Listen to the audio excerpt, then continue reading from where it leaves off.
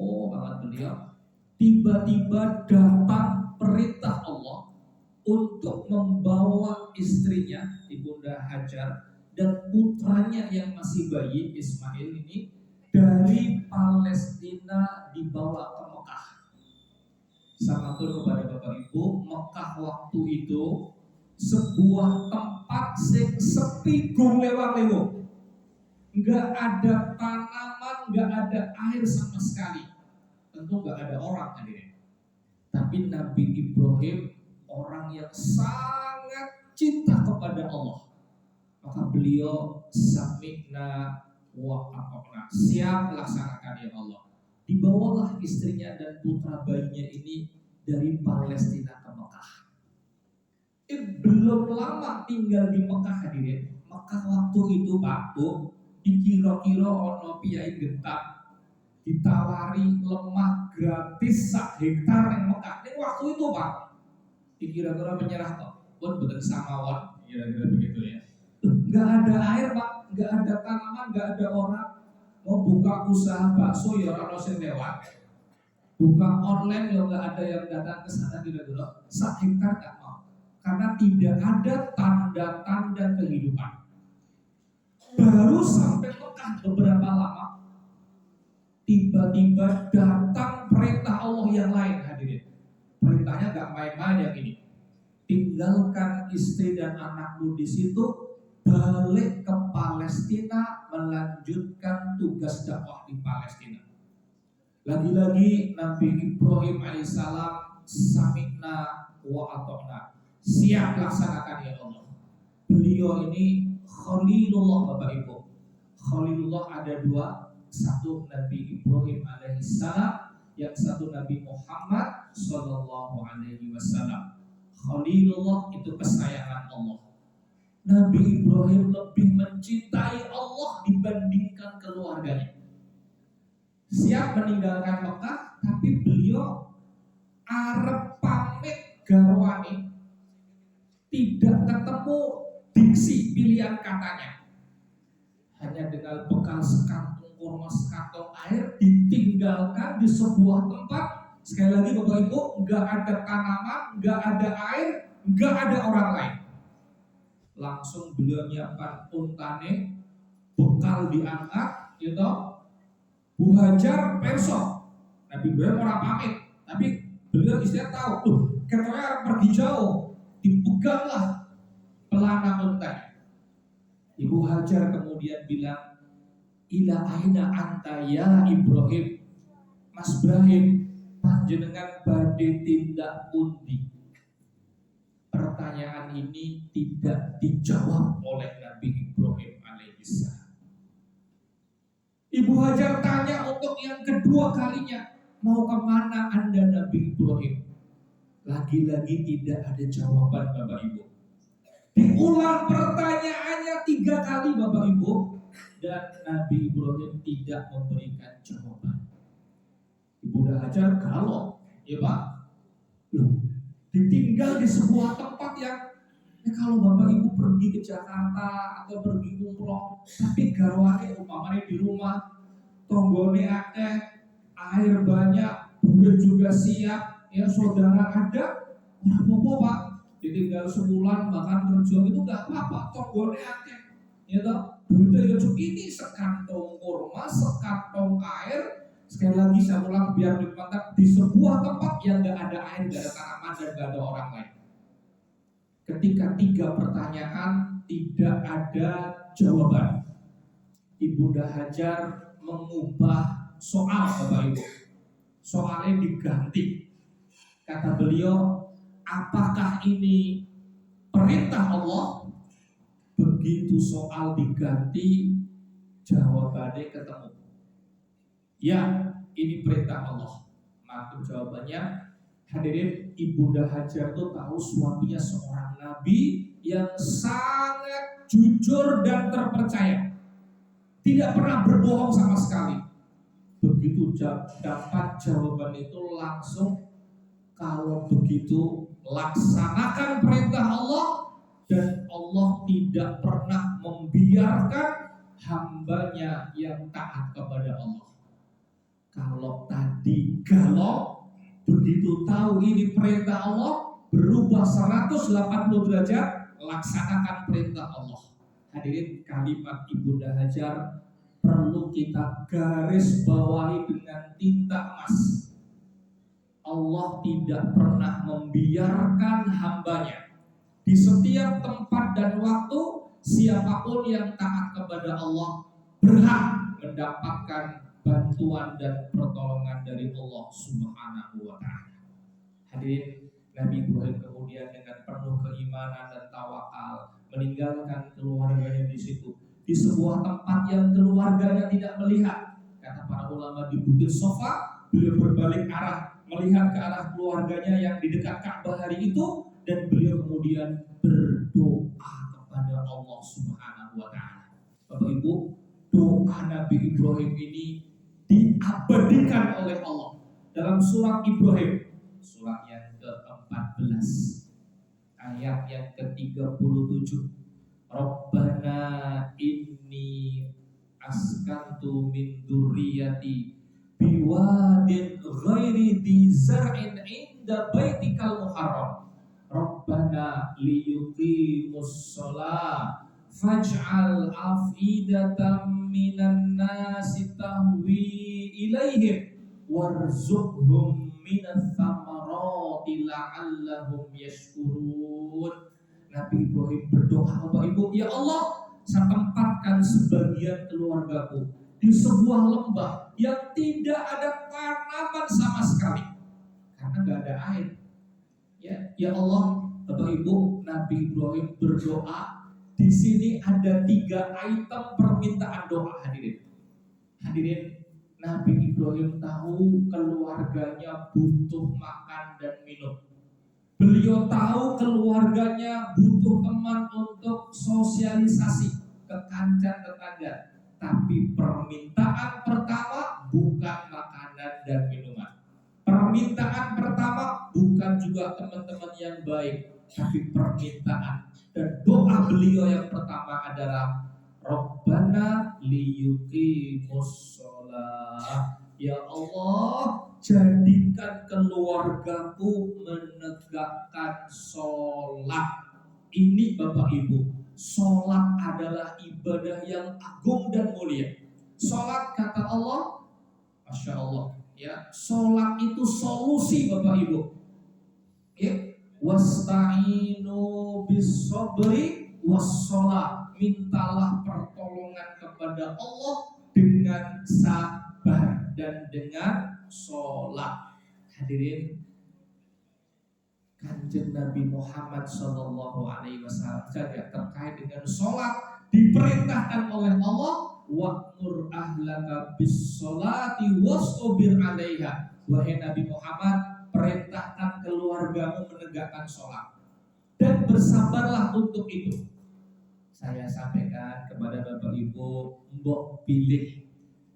Sebagian putra putri sudah dewasa, malah sudah menikah. Ada yang tinggal di Jakarta, mungkin di Surabaya, di Kalimantan dan sebagainya. Mungkin panjenengan suka bel-belan, video call atau minimal ngebel. Ya, kalau nanya kepada putra putri Bapak Ibu, pilih kabare sehat, sekolah ya anak-anak alhamdulillah. Kan katanya Bapak Ibu, selipkan pertanyaan sholat Bapak Ibu. Masuk ke sholat subuh jamaah neng masjid apa ora? Nek jawabane ora, lho ngono kok ora subuh neng masjid tanyakan Bapak Ibu. Anakmu lanang kae wis kok jak neng masjid jamaah. Anak-anakmu iso ngaji kabeh apa durung Ini Bapak Ibu pertanyaan penting. Karena perintah sholat, sekali lagi bahkan Nabi perintahkan keluarga sholat. Sholat adalah solusi kehidupan. Doa Nabi Ibrahim kedua, hadirin, ini doanya gak main-main. Bisa menyebut doa yang sangat visioner ke depan. Bapak Ibu, biasanya pun orang itu akan berkumpul di tempat yang ramai. Keramaian itu orang pada datang itu. Kota Solo, Bapak Ibu kecil ya, dalam konteks Surakarta. Itu kalau pagi Solo Pak, Dari arah Sukoharjo Wonogiri banyak orang datang ke Solo kerja bisnis usaha. Dari arah Klaten lewat Daleman Baki atau lewat Kartosuro datang ke Solo Bapak Ibu. Dari Boyolali datang ke Solo. Dari Karanganyar sampai Tawangmangu Pak, banyak Pak. Dari arah Sragen ada, bahkan yang jauh-jauh ada Pak. Sebagaimana juga Jakarta, kota Jakarta siang dengan malam jumlahnya berbeda penduduknya. Kalau pagi datang ke Jakarta, pulang ke sekitar Jakarta. Hadirin, kenapa? Tempat ramai dikunjungi banyak orang, wajar. Tapi Nabi Ibrahim doanya luar biasa. Faj'al af'idatan minan nasi tahwi ilaihim. Ya Allah, jadikan hati manusia mencintai tempat ini. Datangkan manusia ke tempat ini. Suruh datang ke tempat yang tidak ada air, gak ada tanaman Pak. Dan doa Nabi Ibrahim alaihissalam diijabah oleh Allah Ta'ala. Setiap tahun hadirin jutaan orang datang ke Mekah. Yang tadi saya sebutkan kira-kira biar 3 lemah sak hektar orang sing gelem yang Mekah Bapak Ibu ya. Tapi hari ini punya 1 kamar hotel saja di Mekah wis koyo ngeruk duit Pak itu. 1 kamar hotel aja di Zam-Zam Tower itu koyo ngeruk duit terus bendino gitu Pak. Ya tiap hari jamaah banyak terus. Hadirin mulai umroh apalagi hajian seperti musim haji seperti ini. Masya Allah hadirin. Nah, barulah doa yang ketiga Nabi Ibrahim. Warzuqhum minats tsamarati la'allahum yashkurun. Ya Allah, berikanlah kepada mereka buah-buahan agar mereka bersyukur.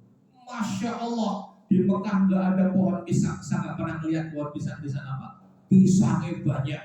Di Mekah saya nggak pernah lihat jeruknya banyak Pak. Di Mekah juga nggak pernah lihat apelnya banyak Pak. Doa Nabi Ibrahim dijawab oleh Allah Subhanahu wa Ta'ala. Mekah jadi kota yang makmur dan kaya. Hadirin Bapak Ibu yang dirahmati oleh Allah, Nabi Ibrahim kemudian pergi meninggalkan keluarganya dengan tenang. Wah, sudah sekian tahun Bapak Ibu. Tadi tema panitia kan kurban haji.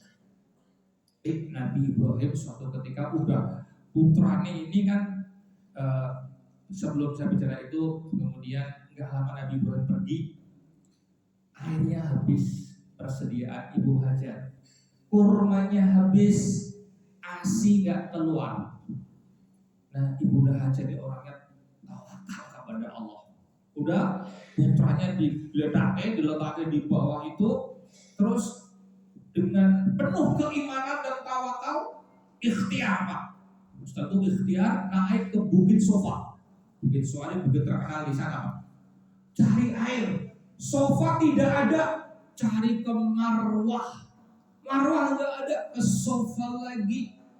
Nggak ada, ke Marwah lagi, ke Sofa lagi, Marwah, sampai 7 perjalanan. Ya, harapannya mendapatkan sekantong air. Tapi nggak ada di Sofa, nggak ada di Marwah, nggak ada di tengah-tengah Sofa dan Marwah. Masya Allah, Barakallah, Allah memberikan solusi dan jalan keluar. Air tidak di Sofa dan Marwah, dan bukan di antara keduanya, tapi di dekat kaki putranya Nabi Ismail alaihissalam, dan bukan sekantong air, tapi sumur Zam-Zam yang sampai dengan hari ini masih bisa kita rasakan khasiat dan manfaatnya yang luar biasa, karunia Allah Subhanahu wa Ta'ala. Hadirin, Ibunda Hajar ini orang yang mengerti konsep tentang tawakal kepada Allah.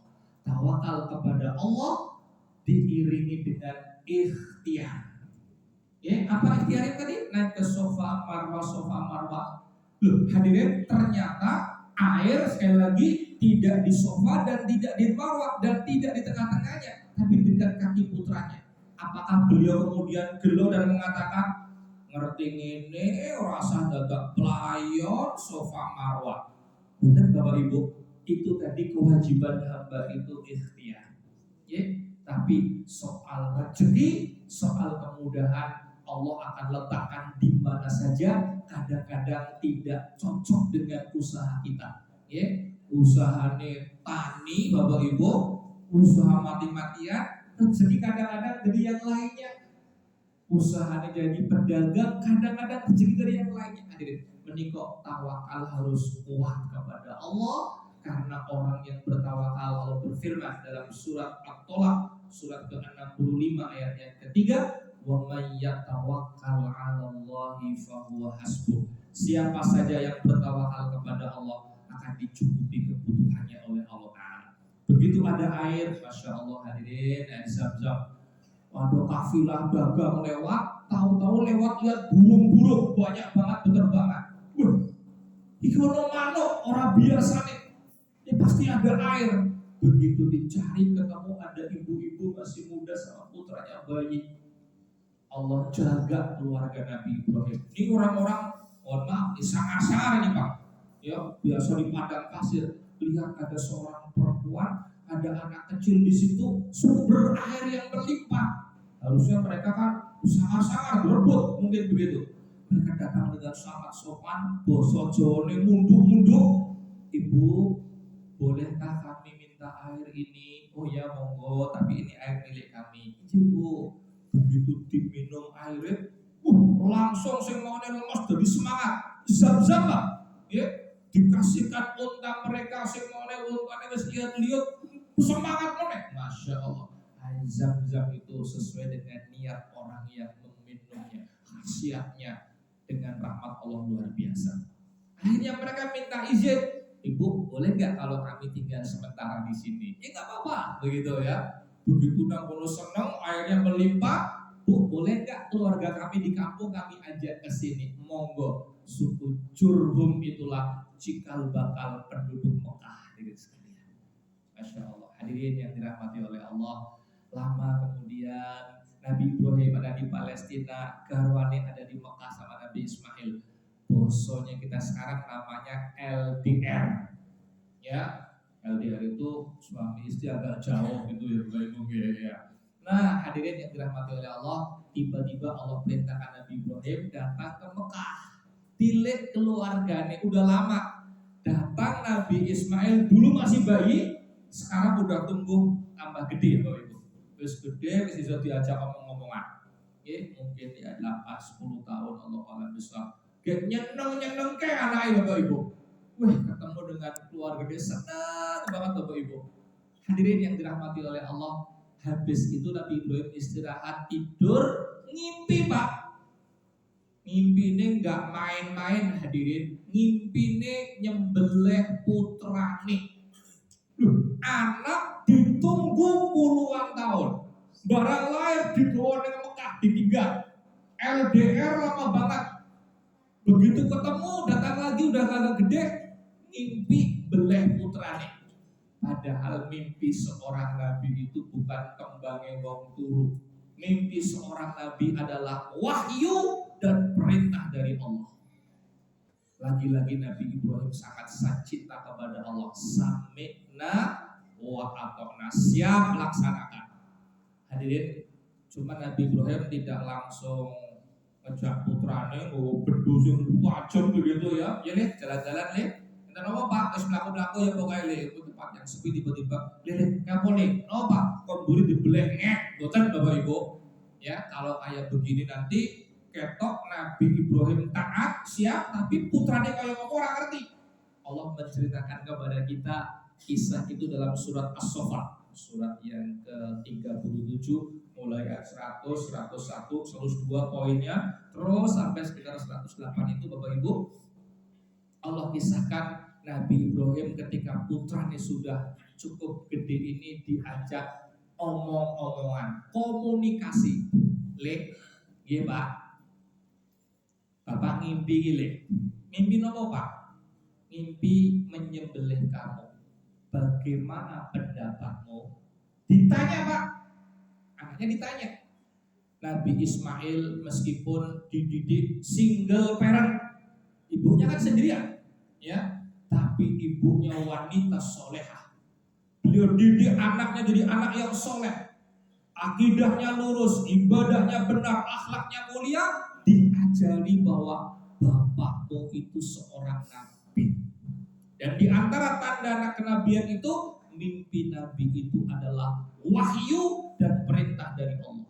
Maka ketika Nabi Ismail diajak dialog oleh bapaknya, "Le, bapak mimpi menyembelih kamu, Le. Bagaimana pendapatmu?" Langsung tanggap, "Ayah, laksanakan perintah Allah kepada ayahanda, satajiduni insyaallahu minas sabirin." Maka ayah akan menjumpai saya sebagai seorang anak yang sabar, insya Allah. Hadirin, dari dialog ini kelihatan bapaknya taat kepada Allah, putranya juga taat kepada Allah. Kalau hadirin soleh kabeh, saya tidak membayangkan ibunya orang soleha, anaknya duduk orang benar, pakmu orang benar. Kue lahir boleh cilik, tinggal pakmu bertahun-tahun, malah rene mulai wes kau pakmu betul wes orang kira kamu jawab ya orang benar Misalnya kayak gitu Pak, dicontoh ya, wes pakmu kira kamu jawab gitu Pak. Ketika ditakoi, Pak ngimpi gile, boleh kue beli, mungkin Pak jawabannya, Pak Ese sing tua tak boleh begitu ya. Mungkin gitu Bapak Ibu ya. Hadirin, ini anak soleh ditaat kepada Allah, hadirin sekalian.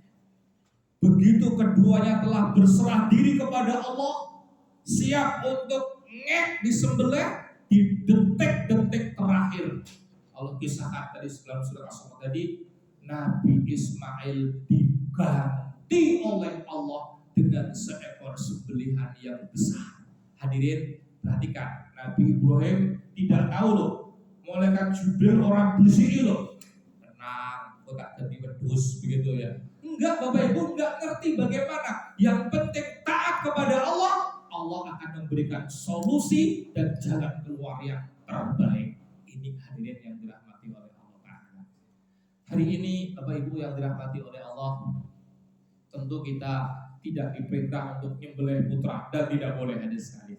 Tapi Allah telah memerintahkan kepada kita orang-orang yang beriman, yang diberi kecukupan oleh Allah Subhanahu wa Ta'ala untuk berkorban, hadirin. Ya, untuk berkorban. Dan ketika orang berkorban ini, Masya Allah, pahalanya luar biasa. Setiap tetes darahnya kebaikan dari Allah. Setiap kerak dagingnya kebaikan dari Allah. Setiap bagian tulang-tulangnya kebaikan dari Allah. Setiap helai bulunya kebaikan dari Allah Subhanahu wa Ta'ala. Maka kalau ada orang kaya, sugih, ini orang dalam korban, datang dalam riwayat, jangan dekat-dekat dengan musola kami. Ojo cedak-cedak tempat sholat kami. Hadirin, maknanya apa? Orang kaya tapi tidak mau berkorban bisa jauh dari rahmat Allah Subhanahu wa Ta'ala. Hadirin yang dirahmati oleh Allah Ta'ala, namun saya mengingatkan kepada kita semuanya, Allah telah menyampaikan pada surat Al-Hajj, surat ke-22 ayat yang ke-37 tentang korban ini, la yanalallaha luhumuha wala dima'uha walakin yanaluhu taqwa minkum. Sama sekali darah korban, ya, tidak akan sampai kepada Allah Subhanahu wa Ta'ala daging dan darah korban. Yang sampai kepada Allah adalah ketakwaan kalian kepadanya. Jadi inti kurban itu bukan penyembelihannya Bapak Ibu. Inti kurban adalah bagaimana orang yang beriman siap melaksanakan perintah Allah dan ikhlas dalam melaksanakan perintah ini. Hadirin yang dirahmati oleh Allah Ta'ala, menikah kurban yang luar biasa. Allah berfirman dalam surat Al-Kautsar, surat yang ke-108, Inna a'toinakal kautsar fasholli li rabbika wanhar inna syani'aka huwal abtar. Sungguh kami telah memberikan kepada wahai Muhammad Al-Kautsar. Ulama banyak menyampaikan apa makna Al-Kautsar, di antaranya nikmat yang begitu banyak ya kepada Kanjeng Nabi. maka Allah perintahkan fasholli li rabbika wanhar. Laksanakan sholat karena Allah dan berkorbanlah. Jadi korban ini harus dilaksanakan dengan ikhlas sebagaimana perintah Allah secara umum, inna sholati wa nusuki wa mahyaya wa mamati lillahi rabbil alamin. Surat ke-6 surat Al-An'am ayat yang ke-162. Sesungguhnya sholatku, ibadahku, ya, hidup dan matiku dalam rangka mencari ridho dari Allah Subhanahu wa taala. Hadirin, Nabi Ibrahim kemudian balik lagi melanjutkan tugas dakwah di Palestina. Kisahnya panjang ya, namun mungkin waktu tidak cukup, saya akan fokus kemudian pada masalah ibadah haji. Ketika Nabi Ismail kemudian sudah dewasa, hadirin sekalian, Nabi Ibrahim kemudian diperintahkan oleh Allah datang lagi ke tempat itu. Saya sampaikan secara sekilas Bapak Ibu, Nabi Ibrahim itu beberapa kali dari Palestina ke Mekah. Tadi setelah ngantar putranya pas bayi, kemudian yang kedua pas penyembelihan ya, yang berikutnya datang lagi Nabi Ismail sudah menikah dengan seorang wanita di sana. Nah pas datang itu Pak, ini perhatikan buat para mertua. Pas datang ke rumah Nabi Ismail lagi pergi berburu, gaweannya berburu. Di rumah ada istrinya. Nah, Nabi Ibrahim datang, salam, ya, ditemui sama menantunya ini. Tapi menantunya nggak ngerti kami mertuane, ya, beruntung kepedok Pak, begitu ya. Tempat kita kan yang nembung kan datang biasanya begini, enggak, Nabi Ibrahim di Palestina, ya. Nah, begitu temu, ada orang tua datang, nanya-nanya Nabi Ibrahim. Mbak, kira-kira begitulah bahasa kita ya. Bu, begitu. Bagaimana kehidupan kalian? Waduh Pak, rekoso Pak, susah, bla bla bla bla bla bla. Pokoknya ini makhluk ini sambat, orang karu-karuan Pak. Kehidupannya rekoso resetnya. Kata Nabi Ibrahim, nanti kalau suami kamu datang, sampaikan salam. Oh iya Pak. Terus bilang sama suami kamu, tolong jaga pintu rumahnya diganti. Oh siapa? Oke, hadirin, Nabi Ibrahim pergi, gak lama kemudian putranya datang Nabi Ismail. Kata istrinya, Mas, tadi ada tamu, orang tua kayak gini. Oh iya, terus bilang apa? Anu, salam buat kamu. Oh iya, terus apa lagi? Dia bilang, tolong jaga pintu rumahnya diganti. Oh iya, kata Nabi Ismail, tadi itu bapak saya. Jaga pintu rumah yang kamu ini. Bapak Ibu, disuruh menceraikan anaknya. Apa menantunya tadi itu? Kenapa? Menantunya sambar karu-karuan Bapak Ibu ya. Kudu palsu koso bla bla bla. Ini kurang syukurnya kepada Allah. Bicara Bapak Ibu. Nah, datang berikutnya Nabi Ibrahim hadirin ke rumah setelah sekian waktu ke tempat Nabi Ismail. Lagi-lagi Nabi Ismail lagi pergi, lagi berburu. Tapi ada istri yang baru. Nabi Ibrahim nanya, gimana kehidupan kalian? Ini orang nggak ngerti kalau di mertuanya. Oh Pak, alhamdulillah Allah berikan kebaikan, kemudahan, rezeki yang mulia. Bilang istrinya syukur kepada Allah. Kata Nabi Ibrahim, nanti kalau suami kamu datang, sampaikan salam dari saya. Oh iya Pak, siap. Yang kedua, bilang sama suami kamu, jaga pintu rumahnya jangan diganti. Oh siapa? Begitu ya. Nabi Ibrahim pergi, datang Nabi Ismail putranya. Istrinya bilang, Mas, tadi ada orang tua dengan penampilan yang bagus banget bilang begini. Oh ya, terus dia salam buat panjenengan. Oh ya, terus apa lagi? Dia bilang, tolong jaga pintu rumahnya jangan diganti. Kata Nabi Ismail, tadi bapak saya. Ya, tadi bapak saya jaga pintu rumah ya kamu ini. Ya, ini menantu pilihan Nabi Ibrahim, ya, artinya beliau cocok dengan ini dan Masya Allah dari keturunan beliau inilah kemudian kelak akan hadir seorang Nabi yang paling mulia di dunia dan akhirat, Rasulullah Muhammad Sallallahu Alaihi Wasallam. Menikah hadirin yang dirahmati oleh Allah, menantu ini harus dipilih orang yang takwa, yang soleh dan solehah, yang paham agama. Karena berpengaruh kepada kehidupan keagamaan anak dan cucu hadirin. Orang mau kepedok pinggir dalan, nek bis langsung disaut, sesuk tak tembung. Boten hadirin, cek dulu agama dan akhlaknya. Nah, kemudian yang terakhir adalah tentang Nabi Ibrahim datang ke Mekah. Kali ini Allah Subhanahu wa taala memerintahkan beliau untuk membangun Baitullah, membangun Ka'bah hadirin.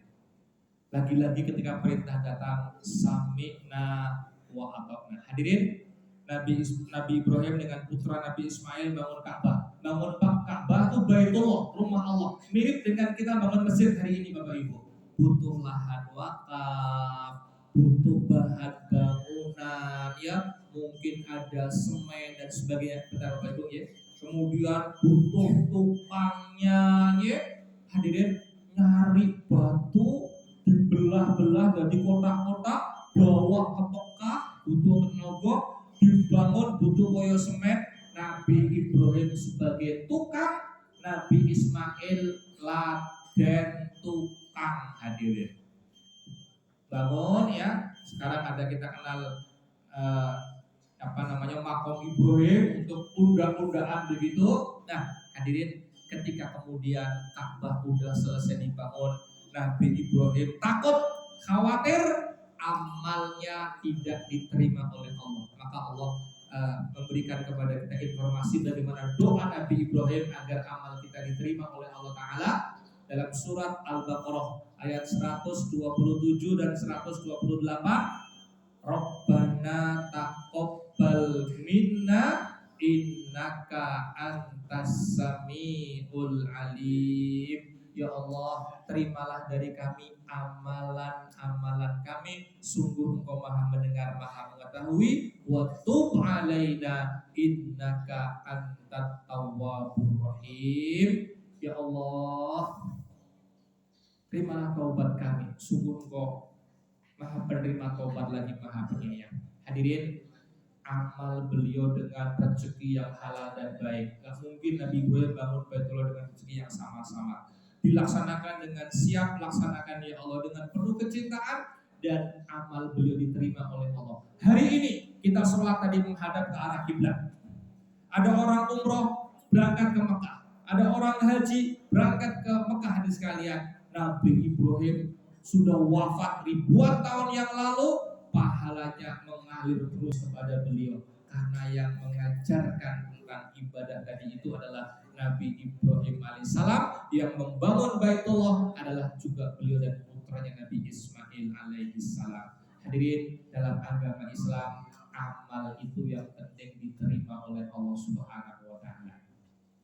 Ya, amal meskipun sedikit, meskipun sederhana, biaya gak banyak, tapi kalau diterima oleh Allah, ini menjadi sesuatu yang luar biasa. Karena Allah berfirman dalam surat Al-Maidah ayat yang ke-27, innama yataqabbalullahu minal muttaqin. Sesungguhnya Allah hanya menerima amal dari orang yang bertakwa. Ketika Ka'bah sudah dibangun, Allah perintahkan Nabi Ibrahim panggil orang-orang untuk ibadah ke sini.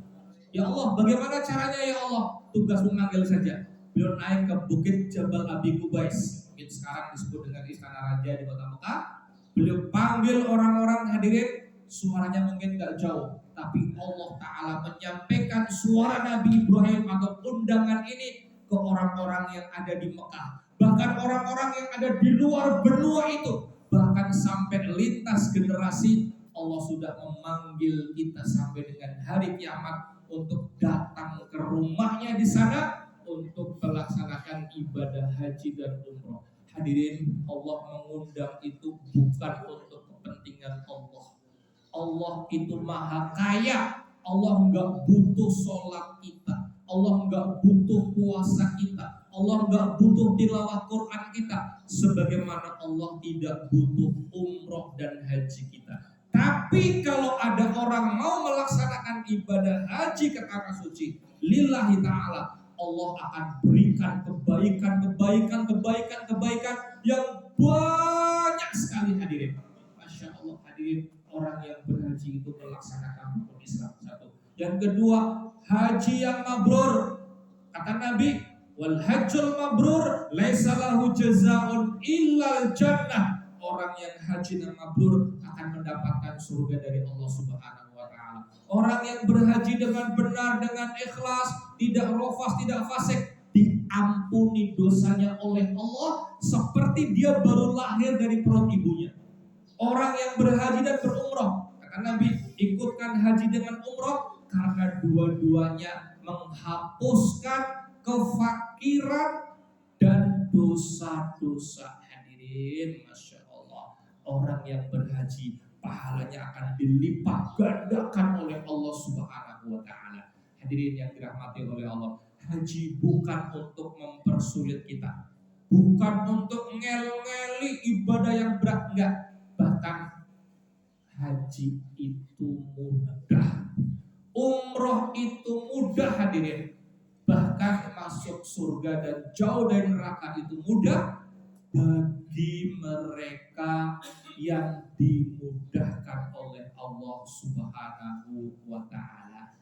Maka tugas kita minta kepada Allah kemudahan dalam melaksanakan ketaatan kepada Allah, agar Allah mencintai kita, agar Allah memberikan keridhaan dan keberkahan kepada kita fid dunya wal akhirah. Demikian yang dapat kami sampaikan pada kesempatan pagi hari ini. Mudah-mudahan yang sedikit memberikan inspirasi, semangat buat kita untuk melaksanakan kurban dan insya Allah haji. Mudah-mudahan Allah memberikan keberkahan kepada kita fid dunya wal akhirah. Kita tutup dengan berdoa kepada Allah Subhanahu wa taala. A'udzubillahi minasyaitonirrajim. Bismillahirrahmanirrahim. Alhamdulillahirabbil alamin. Allahumma shalli ala Muhammadin wa ala ali Muhammad. Ya Allah, ya Rahman, ya Rahim, ya Hayyu, ya Qayyum, ya Dzal Jalali wal Ikram. Rabbana ighfir lana wa liwalidina warhamhum kama rabbawna shighara. Rabbana ighfir lana wa li ikhwanina alladhina sabaquna bil iman wa la taj'al fi qulubina ghillan lil ladzina amanu Rabbana innaka ra'ufur rahim. Allahumma ighfir lil muslimina wal muslimat wal mu'minina wal mu'minat al ahya'i minhum wal amwat innaka sami'un qaribun mujibud da'awat wa ya qadiyal hajat. Allahumma inna nas'alukal huda wat tuqa wal afaf wal ghina. Allahumma inna nas'alukal afwa wal afiyah fid dunya wal akhirah. Allahumma inna nas'aluka ilman nafi'an wa rizqan thayyiban wa amalan mutaqabbalan. Ya Allah, ya Rahman, ya Rahim, pagi hari ini kami berkumpul di majelis ini ya Allah, memanjatkan doa kehadirat-Mu.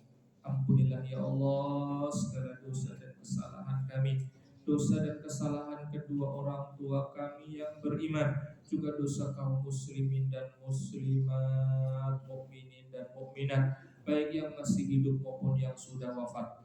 Ya Allah, bantulah kami semuanya untuk bisa melaksanakan ketaatan kepada-Mu ya Allah. Bantulah kami untuk bisa berkorban tahun ini dengan ikhlas ya Allah. Bantulah Bapak dan Ibu yang hadir dan keluarga ya Allah untuk bisa melaksanakan ibadah umroh dan haji bi rahmatika ya arhamar rahimin. Ya Allah, yang sakit di antara kami sembuhkan ya Allah. Yang punya masalah berilah kemudahan dan jalan keluar ya Allah. Anugerahkanlah kepada kami keluarga yang sakinah mawaddah warahmah dengan putra putri dan keturunan yang soleh dan solehat. Anugerahkanlah kepada kami ya Allah rezeki yang halal, yang baik, yang barokah, yang lapang. Bantulah kami untuk bersyukur dan taat kepada-Mu. Rabbana hab lana min azwajina wa dzurriyyatina qurrata a'yun waj'alna lil muttaqina imama. Rabbana atina fid dunya hasanah wa fil akhirati hasanah وقنا عذاب النار ربنا تقبل منا إنك أنت السميع العليم وتب علينا إنك أنت التواب الرحيم اللهم صل على محمد وعلى آل محمد سبحان ربك رب العزة عما يصفون وسلام على المرسلين والحمد لله رب العالمين. Matur nuwun Bapak Ibu, mudah-mudahan bermanfaat. Kurang lebihnya mohon maaf, saya kembalikan kepada panitia. Assalamualaikum warahmatullahi wabarakatuh. Waalaikumsalam warahmatullahi wabarakatuh. Baik, terima kasih Ustaz atas tausiahnya pada pagi ini. Mudah-mudahan kita bisa mengambil hikmah pelajaran, kita bisa melaksanakan kehidupan kita sehari-hari. Bapak Ibu jamaah Masjid Adalah, kami masjid menyediakan sarapan pagi yang ada di luar di halaman, dan nanti juga pulang bisa membawa sayuran yang telah disediakan oleh masjid. Untuk infak pada pagi ini alhamdulillah terkumpul 300.000. Semoga infak Bapak Ibu semuanya bisa dilibatkan oleh Allah Ta'ala. Dari kami di dalam memandu pagi hari ini, jika ada salah kata kami mohon maaf. Sekian dari kami.